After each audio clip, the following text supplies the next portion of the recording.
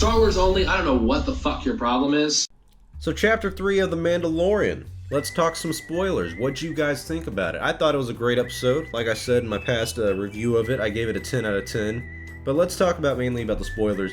He delivers a baby Yoda to the client, and I was really interested, of course, like the Mandalorian was, and he was asking questions that we as an audience were asking on, what is the purpose of this baby to this kind of faction of the Empire, these warlords, whatever you want to call them?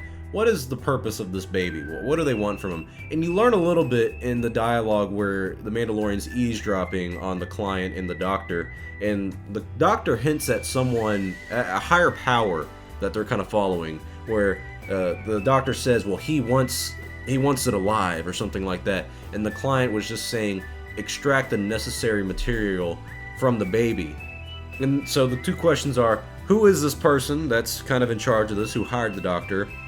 What are they extracting from the baby that they need? We know the baby can use the Force. What necessary materials do they need from the baby? And I'm pretty confident we're going to get these answers down the line, now that the Mandalorian has kidnapped the baby in a way. I mean, it's ironic that he went on the mission to go hunt down the baby, get it from these pirates or whatever. He turns it into the client, gets his Beskar armor, which was also pretty badass when they turned it into a full set of armor. They gave him the whistling birds kind of a weapon. I don't know what it actually...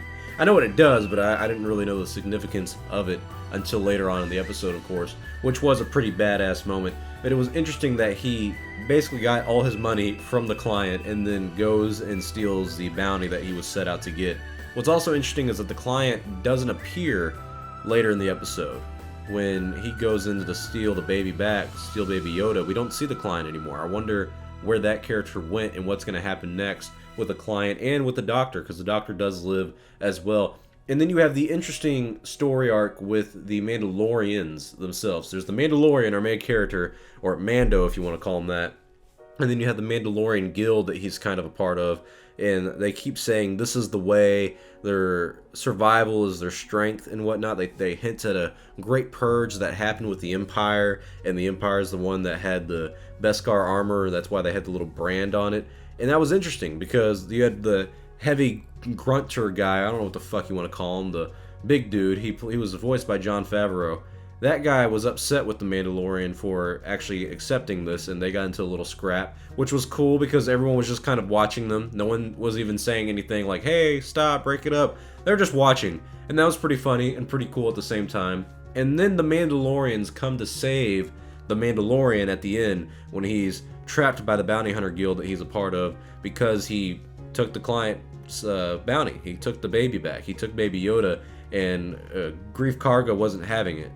And so Greef and all the other bounty hunters in the guild team up against the Mandalorian. He does pretty well against them, but then the Mandalorians come and save him when he's kind of at the final moment. It was really emotional too in a way because he was just looking at baby Yoda. He was just making kind of eye contact with him through his Mandalorian helmet and wasn't saying anything. It was just kind of like, damn, dude, like, is the baby going to use the Force to save you? Or are you just kind of accepting that you might die here? It was really an interesting moment. And then you see all the Mandalorians come and they save him, and they say they have to relocate their hideout basically. I'm interested to see where they're going to go with that. And it was also really interesting that I don't know if the Mandalorian technically spared Greef Karga or if he just accidentally shot him where Greef's Beskar plate was, a little plate that he had in his chest. I thought that was a really cool moment, but yeah, they had their little confrontation at the very end.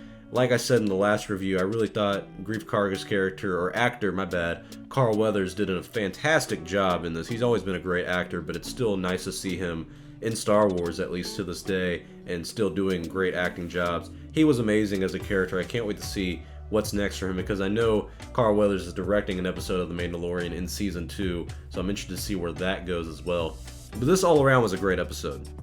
Mandalorian reveal, learning more about the culture of the Mandalorians and what they have going on, them constantly saying this is the way, and them trying to survive. The real big question with them is, what's their goal? Not only to rebuild a Mandalorian culture and probably a planet of their own or something, but what are they trying to do other than get money to survive and rebuild their Beskar armor, find some, what do they call it, foundlings or something like that, kind of like younglings, but foundings or foundlings, I don't know. but they basically new initiates into their Mandalorian order. I don't know much about the Mandalorian as a culture or in the expanded universe and all that stuff. I don't get too obsessed with the nitty-gritty details like that, but I think it's interesting to get some more perspective of that culture and possibly build on that.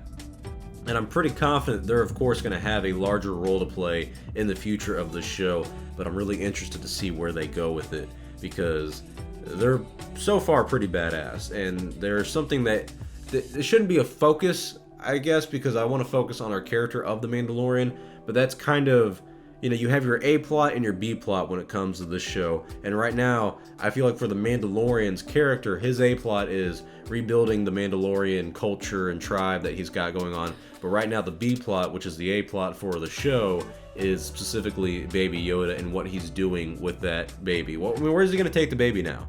He accepted that bounty from Grief Karga for the Mon Calamari guy. I don't know if it's Admiral Akbar's son or not, but the Mandalorian's a bounty hunter, so we know he could probably go on a mission to get that bounty. Grief Karga's still alive. I don't know how he's going to impact the future of the show, but I'm pretty confident he's still going to be around for something since he's still alive and has been an important character nonetheless. So I'm very excited to see where this show goes. I think this was the best episode that we've had so far. I think Deborah Chow did a great job directing this, and I thought it was a solid episode that everyone should enjoy. I'd be surprised if anyone came out of this and was like, yeah, I didn't like it, because, I mean, honestly, what's not to like at this point? The reveal of Super Battle Droid when the Mandalorian was having his flashback to when he was a kid, and I think the Separatists were attacking his home planet and killing everyone that he knew or loved.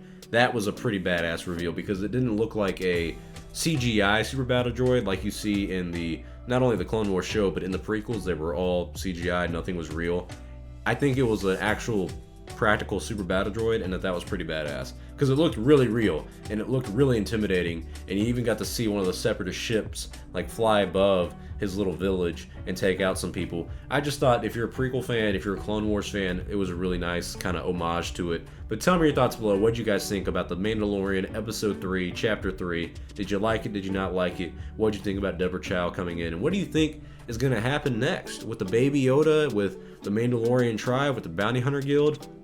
And what do you think is going to happen with the Mandalorian himself? They even hinted at that he's never taken his helmet off. No one's ever taken it off. I'm pretty confident eventually, at least probably in the final episode of the season, they're going to take off his helmet and we're going to get a reveal on who this character is, not only as a Mandalorian, but what he looks like, I guess. But tell me your thoughts below. I'm Star Wars Only. Hope you guys enjoyed this video. I'll see y'all next time, and may the Force be with you always.